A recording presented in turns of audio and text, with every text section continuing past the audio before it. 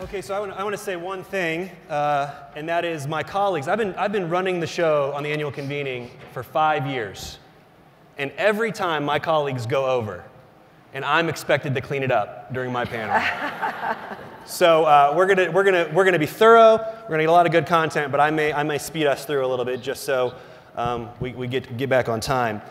We are very, very excited about this Metro work and so grateful to the ECMC Foundation for being our partners in it.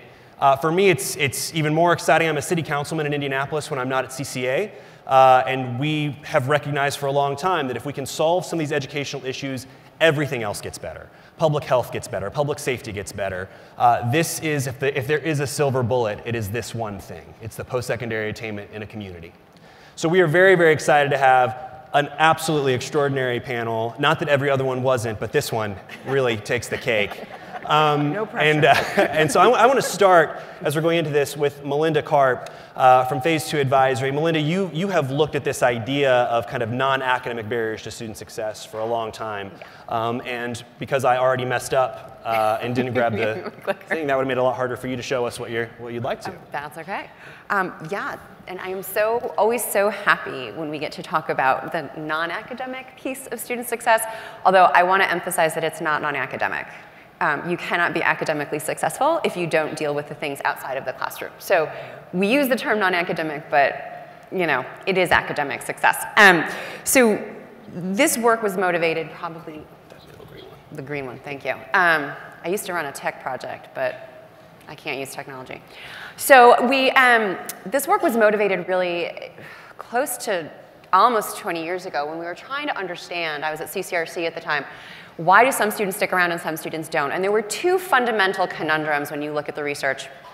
One is we know that institutions of higher education have always had amazing pockets of student support and people who work really, really hard to do wonderful things with students. But when you talk to students systematically, you almost always hear that they feel unsupported, they feel disconnected, their needs aren't being met. And so there's this weird paradox happening where you've got all this muscle and it's not showing up in the data. The other piece, and the other paradox that we were finding was we obviously know that students who come to our institutions underprepared are less likely to be successful. But we also see in data, whether it's CESI surveys, whether it's outcomes, that students who show up on paper prepared also leave. So it's not just whether or not they can do the English or the calculus, right? There's something else happening. And so 15 more years ago, we started trying to understand, like, well, what's going on here? So we did a number of comprehensive literature reviews looking at really impactful programs, trying to understand what are those mechanisms, what's happening in these programs that's getting students to stick around, under the theory that if you could figure out what works in those instances, you could then figure out what all students need. So, and I could talk about this for hours, and I have, but I'll try and do it fast to help you. Yeah, I mean 27 minutes. Okay. There are sort of 4 things that we know that students need if they're going to stick around. And most programs do a couple over time, particularly given the work of some of my colleagues and others. We also know that there's sort of a sum is more than the pieces thing happening, right? That you want programs that do multiple of these mechanisms. But basically, students need social relationships. They need a person who knows them, who will help them with both information and sort of feeling the love. They need aspirations. This is the purpose-first piece of it, right? I need to know that I may be taking a course that doesn't feel relevant, but that it connects to my future goals somehow. And I need to know what those goals are, and I need to know how to connect my academic planning and my career planning. Students do not think of those things as separate. So the fact that we have a career center on this side of the campus and academic advisors down here and transfer in a different corner, like in their brains as a learning experience, makes no sense. Students, particularly our first-gen students, need to develop what I call college know-how. This is the idea that higher ed has its own culture, as does every organization out there. I'm a sociologist by training. We have hidden rules that we know how to follow, that we feel comfortable with because we actually stuck around in higher ed. Our first-gen students don't know those rules. And then they get in trouble for not following them. I had a student tell me once in an interview, she said, I dropped out of college because when I went to college, they never told me what to expect, so I didn't know what to do. So we need to teach them that college know-how. And finally, we need to make what I call college life feasible. If a student cannot figure out how to pay for transportation, cannot find childcare, is dealing with hunger and homelessness, that is an academic issue because A, they may not be able to get to class, and B, they won't have the cognitive space to be the best student they can be when they do show up. So all of these quote-unquote emergency interventions around things that supposedly aren't around class matter immensely if we want students to complete. So this is what successful initiatives do. And the lovely thing about them is they lead to a set of design principles. I call it SIP. We're finally starting to make fetch happen over here. Essentially what it says is, if you can create a system, and this is not how our most current systems are set up, but if you can do this, where students have sustained support that is strategic, that is integrated both in terms of the content and into their lives, if it's proactive and if it's personalized, you are likely to propel them to completion. That is a big set of things to do, given our funding structures, given the way we have structured our campuses in the past. But these design principles work. And the reason I know they work is because this is my new favorite slide. This is 4 different ways of doing SIP. So there's ASAP on here, there's inside track coaching, Stay the Course actually uses MSWs.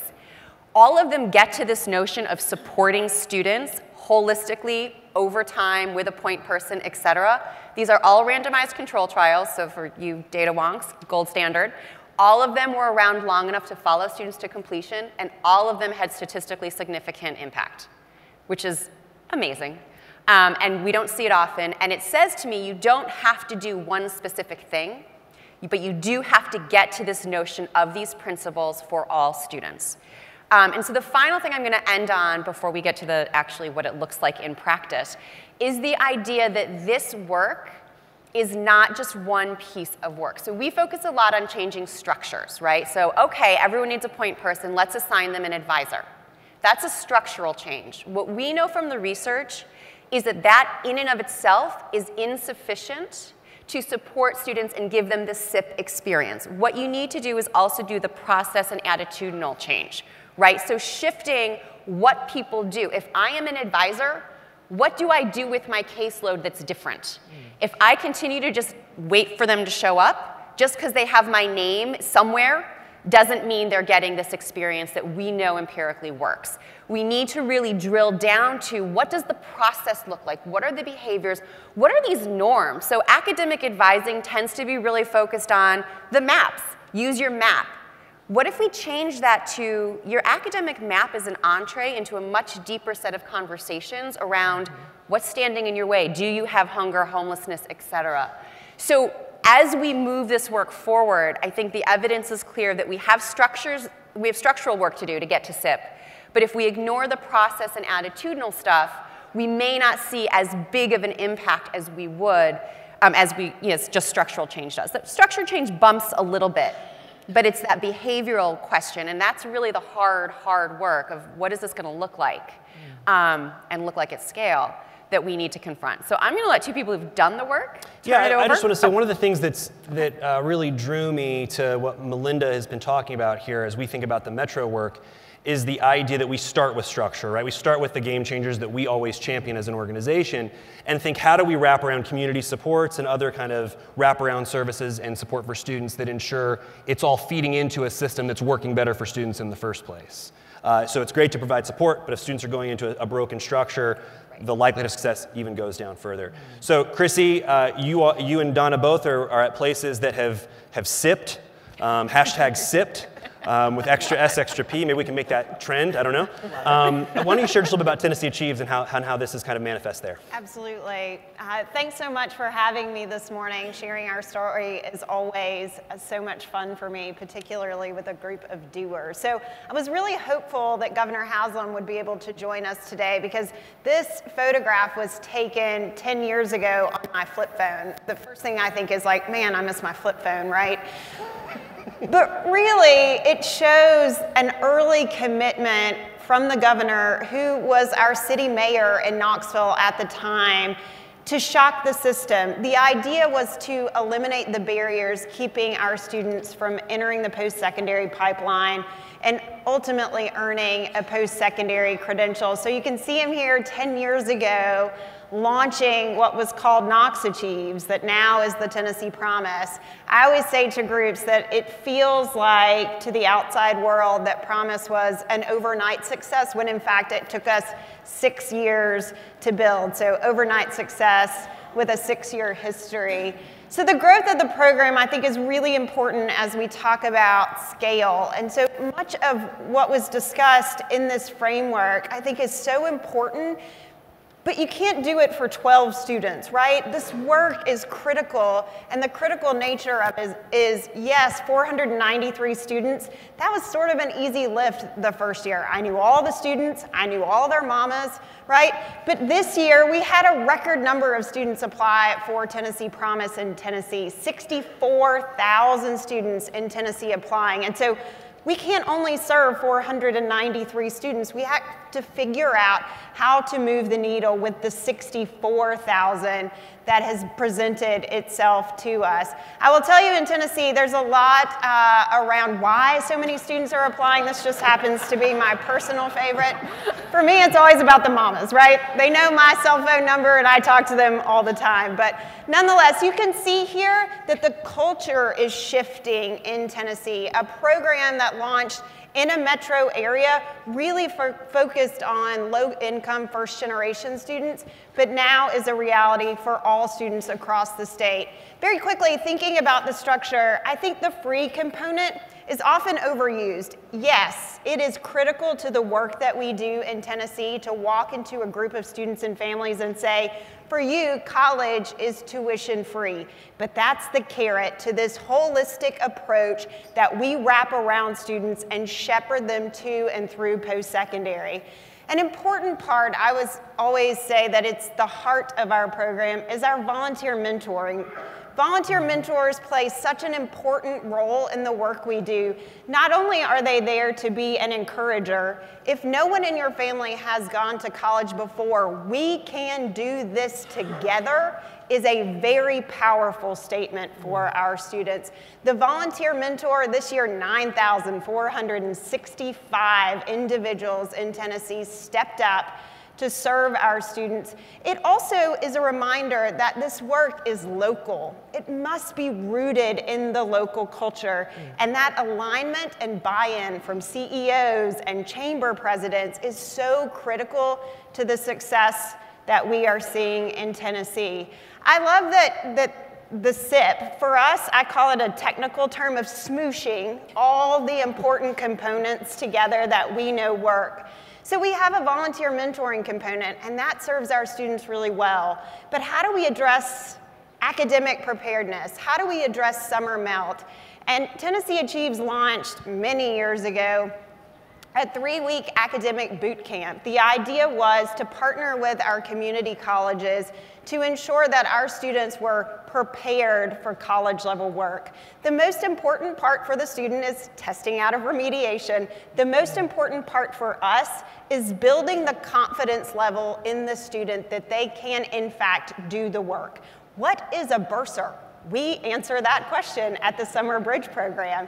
And for us, many of our students come in saying, I don't know if I'm college material, and year after year in our post-bridge surveys, 100% of our students leave saying that they are confident in their abilities as they enter that all-important first semester. Most importantly to me, this very fragile group of students in many ways are outpacing their promise peers and their non-promise peers in terms of retention and completion. We've also launched a college coaching model for our lowest income students. I always say that I'm so tired in Tennessee of always counting the same dead bodies, and no one in Tennessee likes when I say that, but nonetheless, here we are. But it's year after year we come together and we talk about equity gaps and how low-income students are not completing at levels that we'd like to see. And so for us, we're trying to be proactive in that space. So now all 0 EFC students who are participating in Tennessee Promise are assigned a coach, and it's a proactive model where the coach is reaching out to the student to be their person, to say to them, let us help you figure out the college know-how. Now, we can't write a paper for them. We're very familiar with what we can and cannot do. But we can tell them that there is, in fact, a writing center on campus. Students never know that there's a writing center on campus. We are there to help them navigate that process. And it's working in Tennessee. I'm going to catch us up like I promised. But you can see here, our FAFSA file rate is through the roof. That's because of alignment around Tennessee Promise. Our K-12 partners, our higher ed partners, all pulling in the same direction for students. You will also see the year we launched Promise, a significant jump in our state's college going rate, 4.6%. That increase represents more in Tennessee than the last 7 years combined. My colleague, Dr. Emily House, would never say this because she has a PhD in statistics, but mine's in political science. Promise was the reason, right? Sorry, Em.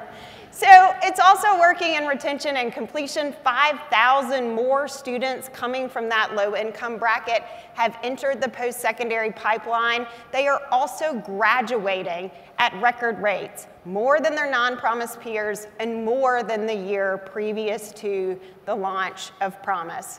I always love to bring it back to students. This is Katie. Katie and I have been through quite the journey together. She changes often what she refers to as her life's calling. We were a teacher, we were a nurse, we were a dental hygienist. But finally, Katie is now a proud graduate of one of our community colleges and thriving in a hospital environment in Tennessee. So this not only works statistically, but it works for individual students as well. Thank you, Krissy. You know, Donna, as another exemplar in smushing, hashtag smushing, one of these is going to catch on. Yeah. Could you just share where things are at in CUNY, and that's just the end of my really great segue. So, I love that introduction. Thank you, and I love smushing too. So sorry, I am technology challenged.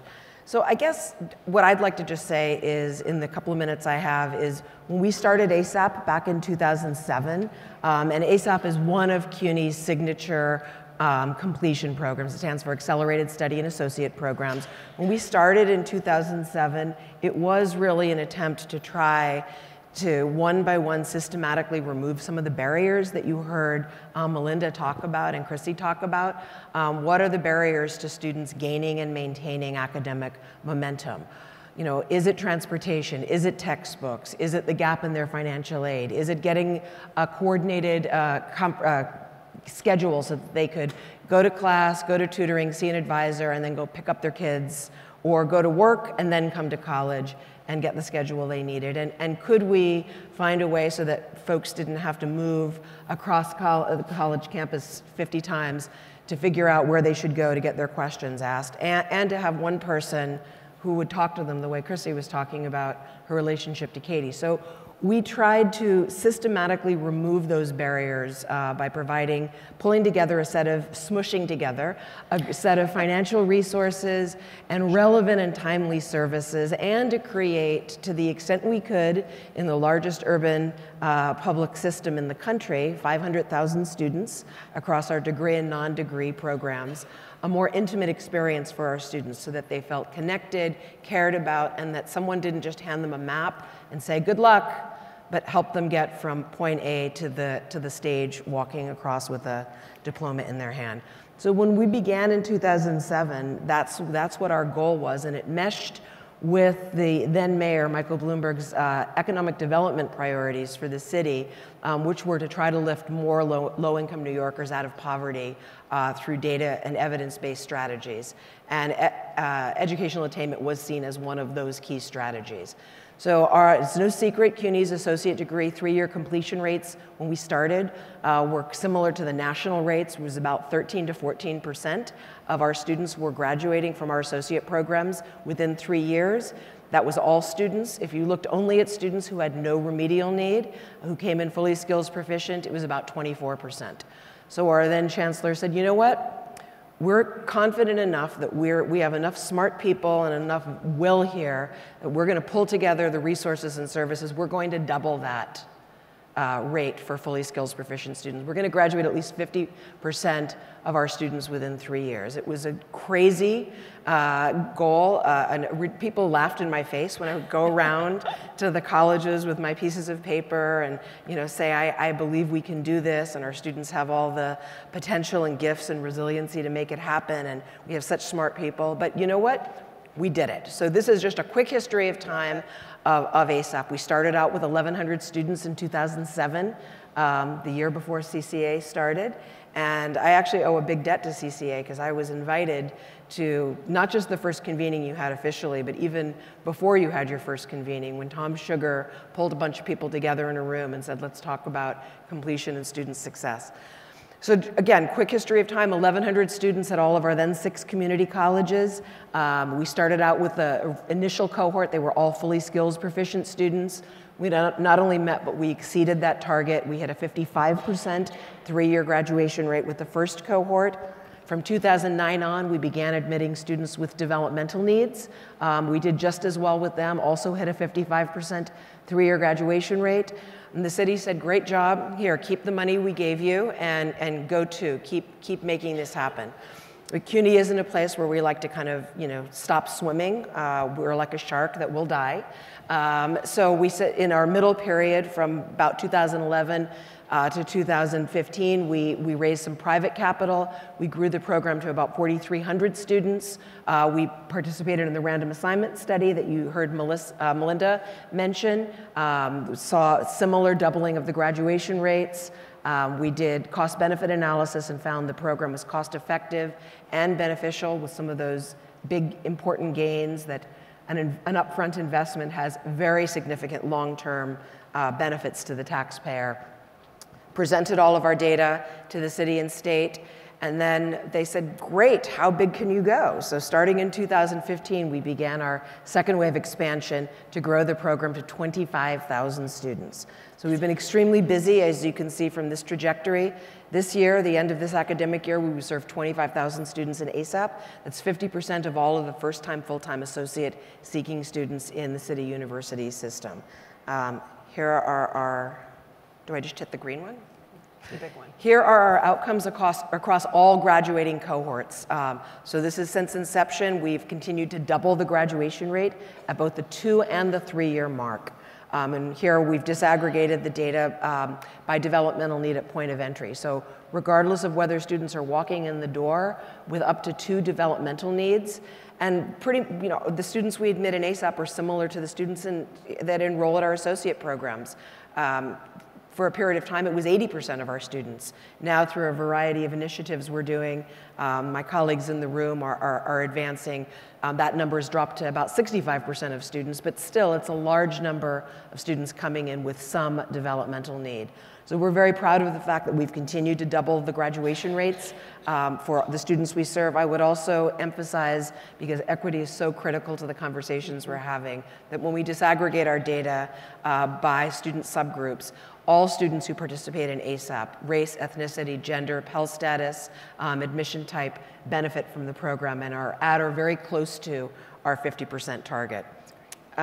So just a quick summary of kind of what we're doing and where we're at. We've served almost 50,000 students across 12 cohorts to date.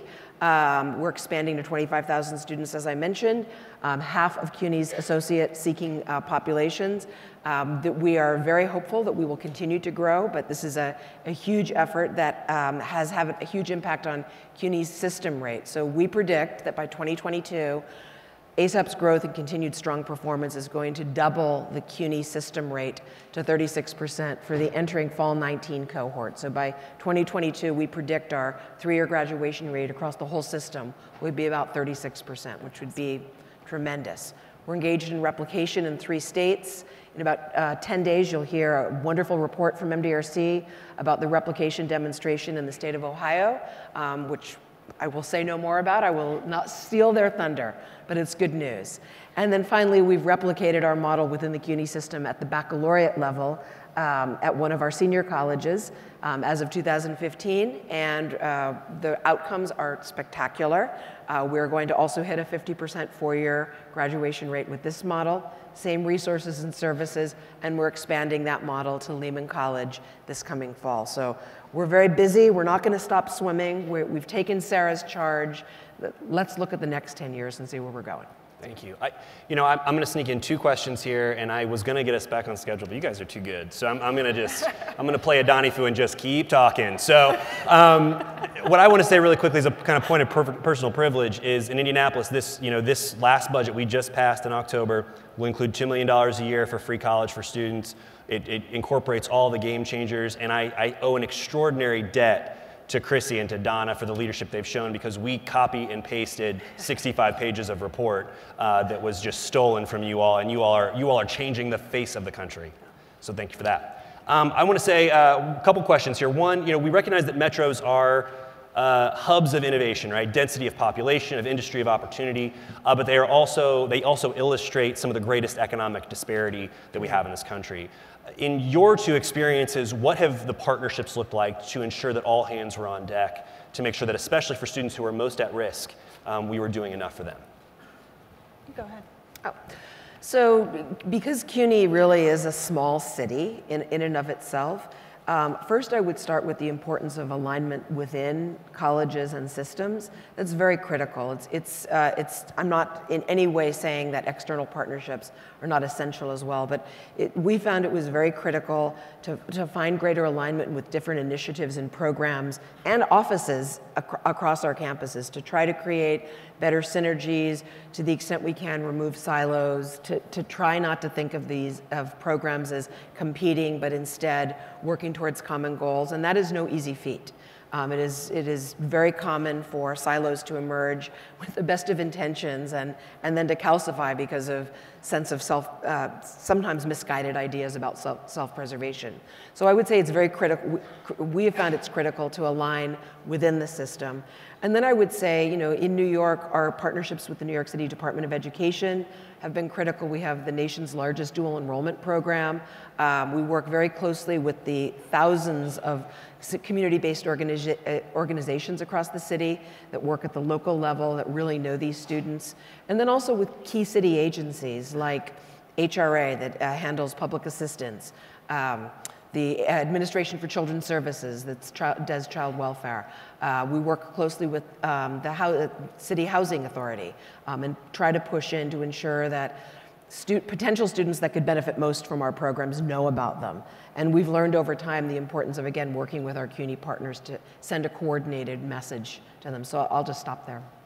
It's been incredibly important to the work we do as well. Obviously, having Governor Haslam as a champion has been, I can't even explain to you how important that has been to our work, that he really put out this vision and a culture shifting kind of way. And what we found is that the partnership and alignment came from, let's have this big idea, and then how do we implement? I think that's the hard part of the work, is bringing all those partners together so that we have sustainability as we try to move the needle for students. And I will tell you specifically, if you take Memphis as an example, 10,000 students applying for Promise every year in Memphis alone. We have to recruit 1,100 to 1,200 volunteer mentors in Memphis alone every year. And the way the partnerships have developed there, we continue to go to the local community college because I'm an ideas person. I want to try something new all the time. I get very bored. And so